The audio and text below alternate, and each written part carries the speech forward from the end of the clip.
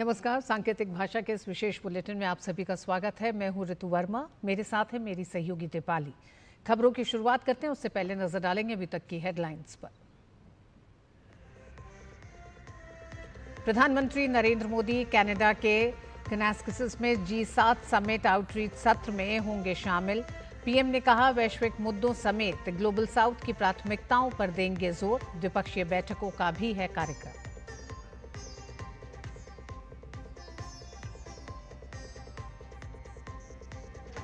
G7 summit बीच में छोड़कर America रवाना हुए डोनाल्ड ट्रंप, लोगों को दी तेहरान खाली करने की सलाह। तेहरान में भारतीय दूतावास ने भारतीय छात्रों को शहर से बाहर सुरक्षित स्थानों पर भेजा।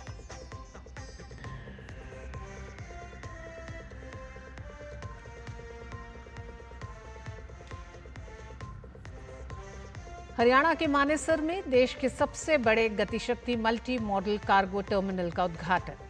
रेल मंत्री अश्विनी वैष्णव ने कहा, देश भर में 108 मल्टी मॉडल कार्गो टर्मिनलों का हो रहा निर्माण।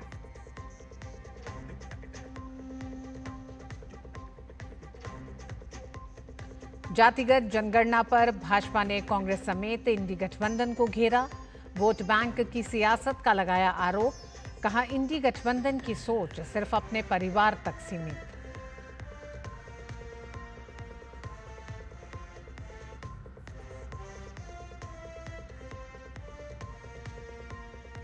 और दिल्ली एनसीआर में झमाझम बारिश से मौसम हुआ सुहाना, लोगों को उमस भरी गर्मी से मिली निजात।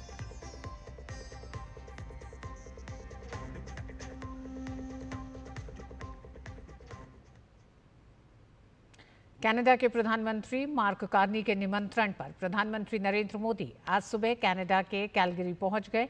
यहां उनका बेहद गर्मजोशी के साथ स्वागत किया गया।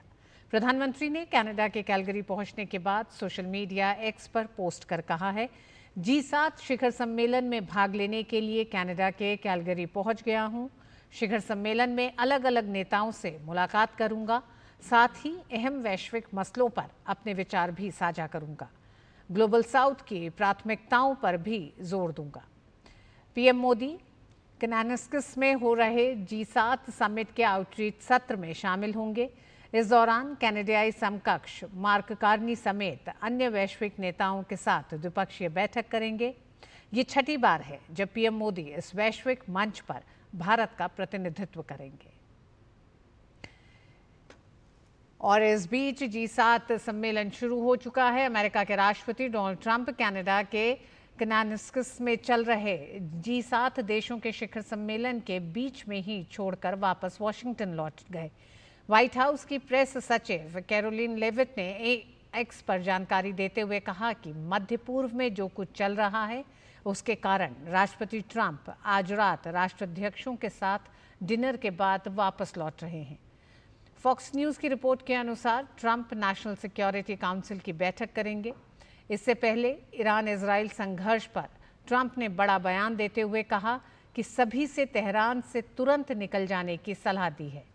साथ ही ट्रंप ने कहा कि ईरान को इजरायली हमले शुरू होने से पहले ही अपने परमाणु कार्यक्रम पर अमेरिका के साथ समझौता कर लेना चाहिए था।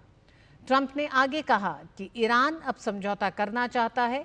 वहीं G7 में शामिल होने के लिए पहुंचे फ्रांस के राष्ट्रपति इमैनुअल मैक्रों ने कहा कि ट्रंप का जल्द लौटना सकारात्मक है, क्योंकि उनका तात्कालिक उद्देश्य इजराइल और ईरान को संघर्ष विराम के लिए सहमत कराना है।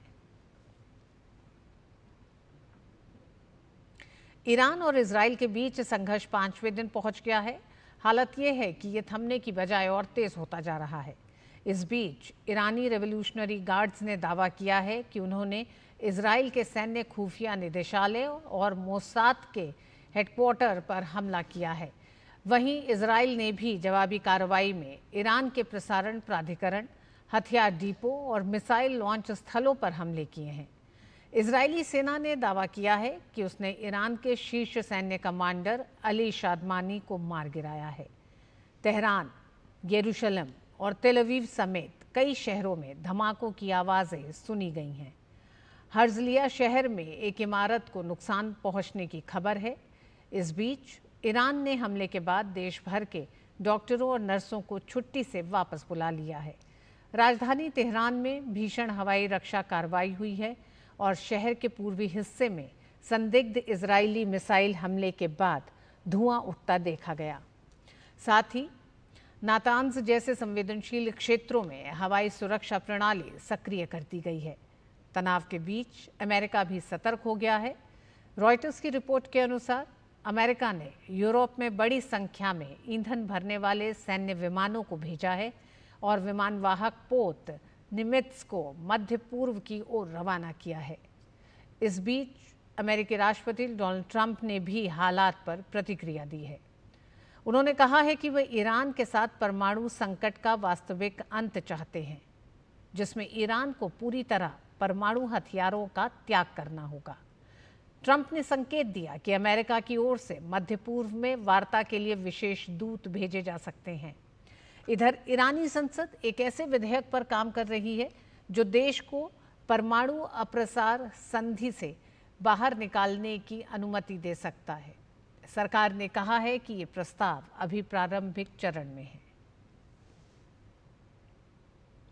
ईरान और इजराइल के बीच बढ़ते तनाव और सैन्य संघर्ष के बीच भारत सरकार ने ईरान में रह रहे अपने नागरिकों की सुरक्षा के लिए त्वरित कदम उठाए हैं।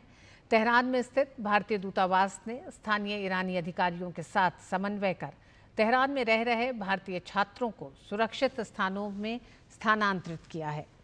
Tehran university of medical sciences, Islamic Azad university, Iran university of medical sciences और शहीद Beheshti university of medical sciences जैसे संस्थानों के छात्रों के लिए बसों की व्यवस्था की गई है। ये कदम तेहरान में इजरायली हमलों और ईरान की जवाबी कार्रवाइयों के कारण उत्पन्न खतरे को देखते हुए उठाया गया है।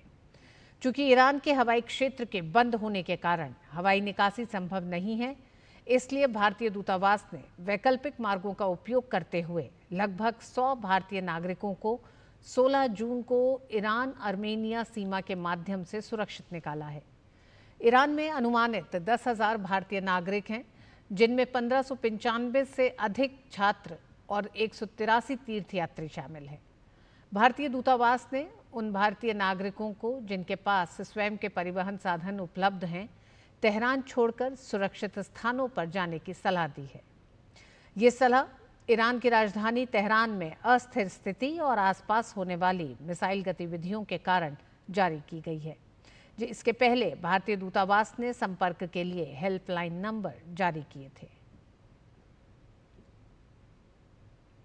खबरों में आगे, 16वीं जनगणना की अधिसूचना जारी होने के बाद कांग्रेस पार्टी द्वारा उसको लेकर सवाल उठाए जाने पर भाजपा सांसद और राष्ट्रीय प्रवक्ता सुधांशु त्रिवेदी ने प्रेस वार्ता को संबोधित करते हुए कहा कि हमारी सरकार द्वारा जनगणना के साथ साथ स्वतंत्र भारत के इतिहास में पहली बार सामाजिक आर्थिक सर्वेक्षण और जातिगत जनगणना भी कराई जाएगी। इसके पीछे हमारा उद्देश्य सभी जातियों की पहचान, सभी जातियों का सम्मान और अंतिम छोर पर खड़ी जातियों का उत्थान है। उन्होंने कहा कि इंडी गठबंधन और कांग्रेस सिर्फ अपने परिवार के उत्थान के बारे में सोचते हैं। हमारी सरकार जिस विषय को लेकर सामाजिक और आर्थिक सर्वेक्षण और जातिगत जनगणना कराना चाह रही है, उसके पीछे हमारा उद्देश्य है सभी जातियों कराना चाह रही है उसके पीछे हमारा उद्देश्य है सभी जातियों की पहचान, सभी जातियों को सम्मान और सबसे पिछले छोर पर खड़ी हुई जातियों का उत्थान। मगर जो इंडिया गठबंधन और कांग्रेस की सोच क्या है, केवल अपने अपने परिवार का उत्थान और उसके लिए जातियों में घमासान। हमारी सोच और उनकी सोच में एक मूलभूत अंतर है। हम सभी जातियों की पहचान, उनका सम्मान और उनके उत्थान के लिए समर्पित हैं। ये अपने परिवार को सारा मिष्ठान, उसके लिए सब वर्गों में हो जाए घमासान, ये उससे ज्यादा प्रेरित है। सुधांशु त्रिवेदी ने कांग्रेस और इंडी गठबंधन पर निशाना साधते हुए कहा कि इंडी गठबंधन द्वारा कर्नाटक, तेलंगाना और पश्चिम बंगाल में मुस्लिम समुदाय के लोगों को बड़ी संख्या में ओबीसी में शामिल करने की कोशिश की जा रही है। उन्होंने कहा कि कांग्रेस और इंडी गठबंधन आरक्षण के नाम पर वोट बैंक की राजनीति करके पिछड़े वर्गों का हिस्सा छीनने की कोशिश कर रहे हैं। हिंदू समाज में 71 जातियां हैं एज पर वेस्ट बंगाल, और मुस्लिम समाज में 100 से अधिक ओबीसी जातियां हैं। भाई अगर कन्वर्ट होने से पहले थे 71, तो ये कन्वर्ट होने के बाद 71 से ज्यादा कैसे हो गए? ये साफ दर्शा रहा है कि आरक्षण के नाम पर वोट बैंक की राजनीति करके पिछले दरवाजे के द्वारा पिछड़े वर्ग के आरक्षण में सेंध ही नहीं लगाना, जिसे कहते हैं ना पूरी की पूरी दीवार ढहा देने का काम इंडी गठबंधन की सरकारों के द्वारा किया जा रहा है। इसीलिए प्रधानमंत्री मोदी जी के नेतृत्व में हमारी एनडीए की सरकार ने जो एक सकारात्मक निर्णय लिया है, उसके द्वारा होने वाले इस सकारात्मक पक्ष को वो स्वीकार करने को तैयार नहीं रह रहे। भारतीय जनता पार्टी ने आज बेंगलुरु में चिन्नास्वामी स्टेडियम भगदड़ मामले में फ्रीडम पार्क में विरोध प्रदर्शन किया। विरोध प्रदर्शन के दौरान कर्नाटक भाजपा अध्यक्ष विजयेंद्र येदियुरप्पा, कर्नाटक विधानसभा में विपक्ष के नेता आर अशोक, एन रवि कुमार समेत कई बड़े नेता मौजूद रहे। भाजपा ने मुख्यमंत्री सिद्धरमैया और उप मुख्यमंत्री डीके शिव कुमार के इस्तीफे की मांग की। 4 जून को स्टेडियम के बाहर भगदड़ में 11 लोगों की मौत हो गई थी और 56 अन्य घायल हो गए थे। भाजपा ने इससे पहले मुख्यमंत्री सिद्धरमैया को विधानसभा का विशेष सत्र बुलाने के लिए पत्र भी लिखा है। इस पत्र के माध्यम से बीजेपी ने सार्वजनिक सुरक्षा, भीड़ नियंत्रण तथा खेल और अन्य कार्यक्रमों के आयोजन के बारे में गंभीर प्रश्न खड़े किए हैं।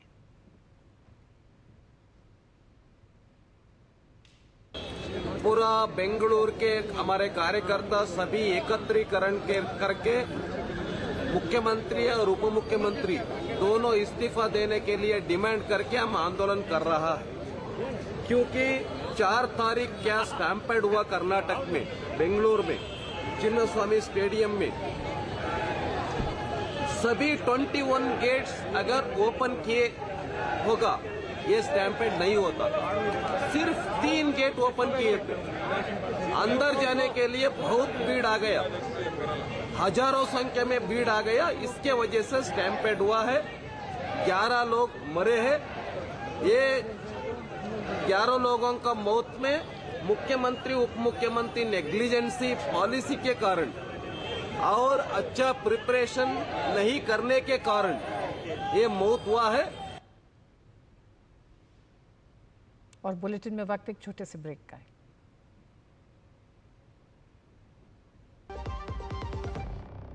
जब धरती चीर कर निकलता है लोहे का पत्थर और मिलता है मोंगिया के जोश से, फिर तपता है, पिघलता है और बनता है फौलाद। अब होता है सरिया सारी खूबियों के साथ। मोंगिया स्टील, मजबूत देश का मजबूत सरिया। जो लक्ष्य चुना था समझ आने लगा है। जीएलए यूनिवर्सिटी, उच्च लक्ष्यों की निश्चित प्राप्ति। एक बार फिर आप सभी का स्वागत है इस विशेष बुलेटिन में। अहमदाबाद से लंदन जाने वाली एयर इंडिया की फ्लाइट AI 159 बोइंग 788 को परिचालन कारणों से रद्द कर दिया गया है। इस स्थिति में फ्लाइट अपनी निर्धारित यात्रा को आगे नहीं बढ़ा सकती। यात्रियों को परेशानी ना हो, इसके लिए यात्रियों को रिफंड जारी किया जा रहा है। साथ ही उनकी परेशानी का समाधान भी किया जा रहा है। कुछ यात्रियों को एयरलाइंस द्वारा प्रावधानों के अनुसार सहायता दी जा रही है। एयर इंडिया के प्रवक्ता ने यात्रियों को हुई असुविधा के लिए खेद व्यक्त किया है। उन्होंने बताया है कि उनके गंतव्य तक उड़ान भरने के लिए वैकल्पिक व्यवस्था की गई है।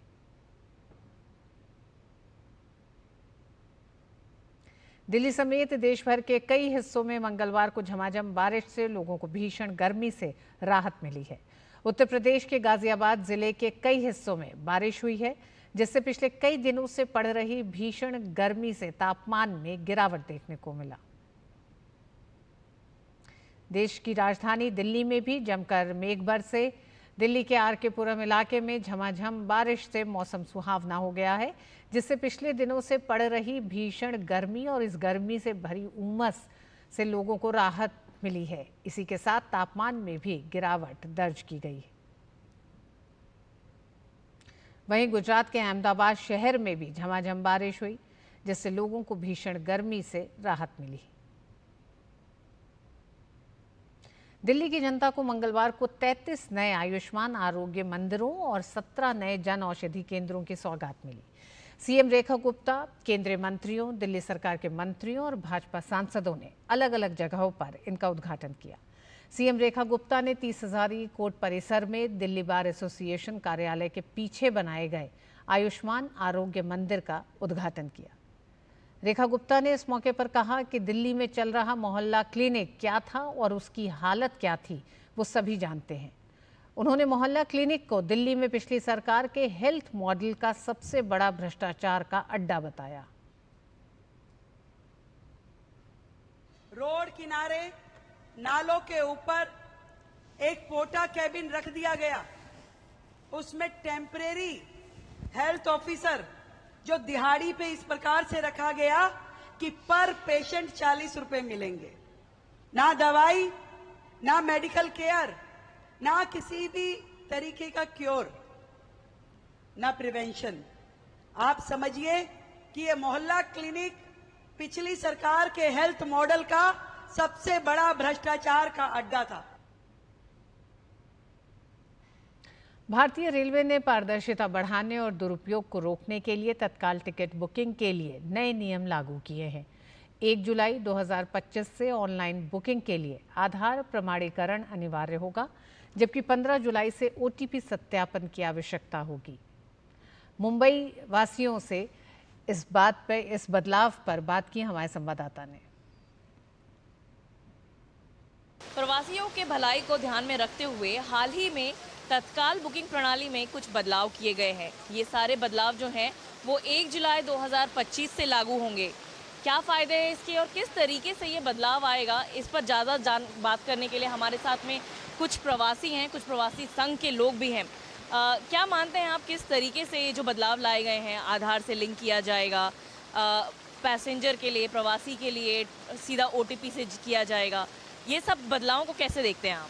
प्राइम मिनिस्टर ने जो बदलाव किया है, सामान्य पब्लिक, जनरल पब्लिक जो है उनके लिए बहुत अच्छा हुआ है, बहुत अच्छा हुआ है। उनको फर्स्ट टाइम दिया है, बाद में दलालों को टाइम दिया है, इसमें दलाली खत्म हो जाएगी। पहले जब बुकिंग करते थे हम, जब समय खोला जाता था, विंडो खोला जाता था, कितनी तकलीफों का सामना करना पड़ता था, और अब जो ये बदलाव लाया गया है इससे कितनी चीज़ें बदल सकती हैं? जो हम जो पहले की जो स्थिति देखते थे कि हमको 24 घंटे पहले आके लाइन लगाना, रात भर लाइन लगाना, और 8 बजे के बाद हमें जब जैसा विंडो पे पहुंचते हैं तो टिकट सारे खत्म हो जाते थे, तो सारे यात्री परेशान हो जाते थे।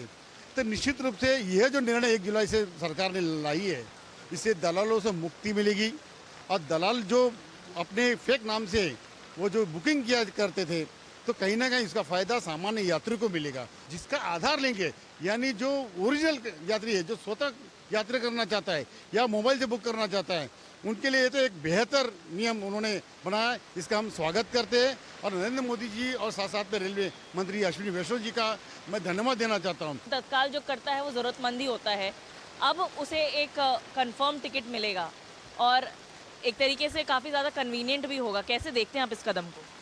ये जो निर्णय लिया है बहुत ही बढ़िया निर्णय है, वो यात्रियों के लाभ में ज़्यादा होता है। एजेंट लोग है उनको टिकट मिलेगा, लेकिन वो बाद में मिलेगा, उससे ये बहुत अच्छा निर्णय है। बहुत बहुत धन्यवाद मोदी जी, बहुत बहुत बढ़िया, बहुत अच्छा काम किया है। लाइन में हम खड़े हैं बहुत देर से, काउंटर पर जाते हैं, ख़त्म हो जाता था, अब लेकिन ये सारी झंझटें ख़त्म होने वाली हैं। आप कैसे देखते हैं, इसका अवेयरनेस कैसे करना चाहिए और कितना लोगों को ये सुविधा देगा? रेल विभाग का ये जो निर्णय है वो स्वागत योग्य है कि इंडिविजुअल यूज़र को टिकट मिलेगा, अगर आधार लिंक है उसका, तो ही जो इनलीगल है उनका आईडी नहीं बनेगा, अब तो इंडिविजुअल यूज़र को फ़ायदा होगा उससे। पहले क्या होता था कि इंडिविजुअल यूज़र अगर बुक करता तो पेमेंट वगैरह में इतना टाइम जाता कि टिकट वेटिंग ही आता था। अब आशा है कि इससे सुधार होगा तो हमें फ़ायदा ही होगा इंडिविजुअल यूज़र को। जो पब्लिक है, प्रवासी है, वो मानती हैं कि इससे काफ़ी ज़्यादा चीज़ें बदलने वाली हैं। और जैसा ये भी बता भी रहे थे कि एक इंडिविजुअल जब बुकिंग करने जाता था कि पेमेंट में ही जो प्रोसेस लगता था उसमें टिकट बंद हो जाती थी, ख़त्म हो जाती थी। अब ये सब बदल जाएगा और प्रवासियों के लिए एक कंफर्म टिकट वेट कर रहा होगा। और ये एक स्वागतपूर्ण जो कदम है वो सभी इसका सराहना कर रहे हैं। जो प्रवासी वर्ग है वो काफ़ी ज़्यादा इससे खुश है। कैमरा पर्सन स्वप्नील के साथ श्यामा मिश्रा, डीडी न्यूज़, मुंबई। अंतर्राष्ट्रीय योग दिवस 2025 के मौके पर आयोजित कार्यक्रमों के तहत आज नई दिल्ली के मोरारजी देसाई राष्ट्रीय योग संस्थान में योग बंधन कार्यक्रम का आयोजन किया गया। इसमें दुनिया के 15 देशों के योग क्षेत्र से जुड़े विशेषज्ञों और शोधकर्ताओं ने हिस्सा लिया। इन प्रतिनिधियों ने अपने अपने देशों में योग के क्षेत्र में किए जा रहे कार्यों की जानकारी दी, साथ ही योगा अभ्यास में भी हिस्सा लिया। योग बंधन अंतर्राष्ट्रीय योग दिवस के अंतर्गत आयोजित 10 प्रमुख कार्यक्रमों में से एक है, जो योग में संस्था से संस्था संबंध के जरिए वैश्विक सहयोग को मजबूत करने के लिए भारत की प्रतिबद्धता को दर्शाता है। दुनिया भर से आए ये योगाचार्य अंतर्राष्ट्रीय योग दिवस के मौके पर 21 जून को देश के अलग अलग हिस्सों में आयोजित कार्यक्रमों का नेतृत्व भी करेंगे। माननीय प्रधानमंत्री जी ने 2014 में 15 में जो यूएन में योग दिवस की घोषणा करवाई, उसके बाद जो 10 वर्ष हुए, 10 वर्ष में योग कहाँ से कहाँ पहुँच गया, दुनिया भर में उसका बहुत प्रसार हुआ है।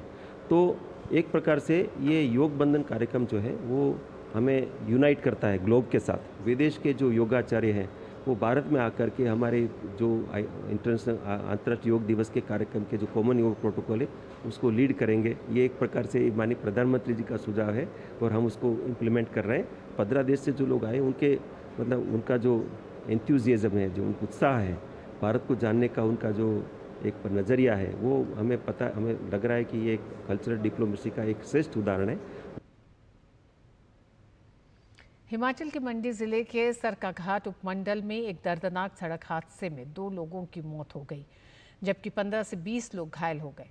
यह हादसा आज सुबह सरकाघाट के पटड़ी घाट क्षेत्र में कलखर के नज़दीक उस समय हुआ जब ठाकुर कोच की एक निजी बस अनियंत्रित होकर 200 फीट गहरी खाई में जा गिरी। गंभीर रूप से घायल यात्रियों को नेरचौक मेडिकल कॉलेज रेफर किया गया है, जबकि अन्य को सामुदायिक स्वास्थ्य केंद्र रिवाल्सर में भर्ती कराया गया है।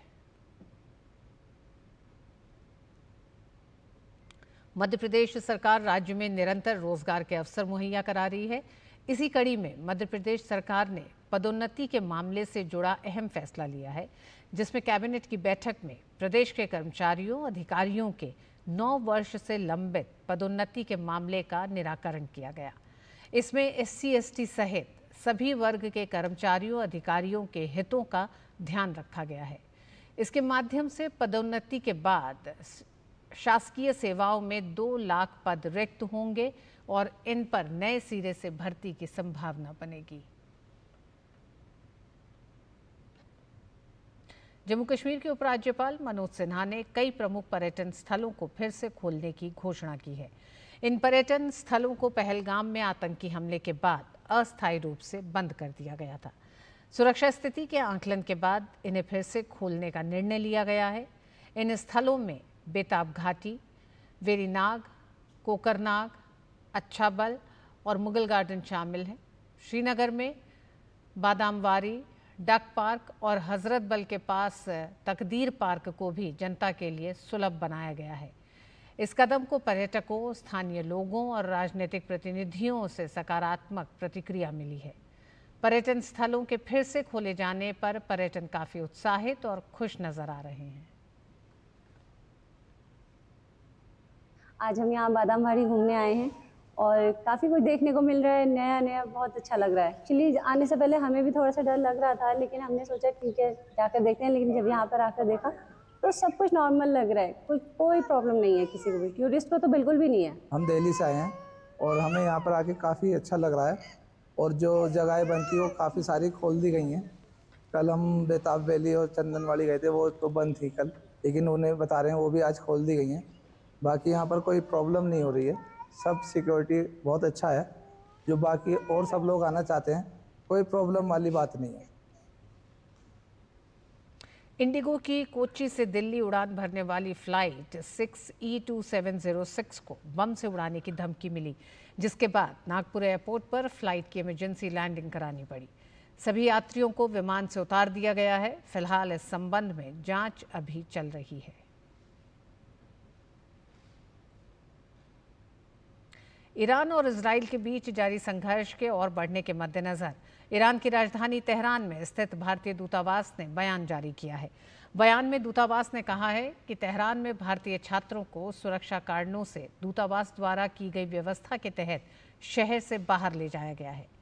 परिवहन के मामले में आत्मनिर्भर अन्य निवासियों को भी उभरती हुई स्थिति को देखते हुए शहर से बाहर जाने की सलाह दी गई है। इसके अलावा कुछ भारतीयों को आर्मीनिया की सीमा के माध्यम से ईरान छोड़ने में मदद की गई है।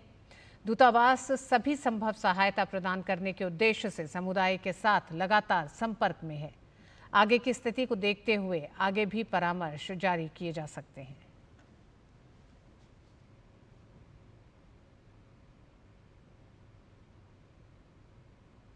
और इस बुलेटिन में बस इतना ही। मुझे और दीपाली को दीजिए अनुमति। नमस्कार।